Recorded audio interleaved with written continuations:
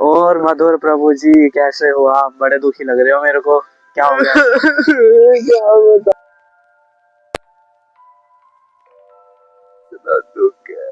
चलो कोई बात नहीं आपको प्रभु मैं जी, एक शायरी सुनाता हूँ। सुनाओ सुनाओ प्रभु जी, शायरी सुनाओ। संसार यही होता है, जो रोता है वो खोता है। वाह वाह प्रभु जी, वाह वाह। संसार यही होता है, जो रोता है वो खोता है। दिल की बातें किसी से पटती नहीं, और ये रातें चैन से कटती नहीं। वाह वाह प्रभु जी, वाह वाह। आपका दुख। प्रभु जी मैं ये पूछ रहा था, आप भक्ति करते हो? भक्ति तो मैं करता हूँ। मैं कैसे? जब भी किसी से मिलता हूँ सबको राम राम करता हूँ। अच्छा हमेशा सुबह भगवान को दर्शन दे के आता हूँ। अच्छा अच्छा प्रभु जी। चलो प्रभु जी मैं आपको बताता हूँ भक्ति करने का सही तरीका। प्रभु जी आपने मेरे को धोती कुर्ता माला और तुलसी माला तो पहना दी, पर भक्ति करने का सही तरीका कैसे पता चलेगा? प्रभु जी आपने मोक्ष जर्नी आरएम को फॉलो किया हुआ है? नहीं प्रभु जी।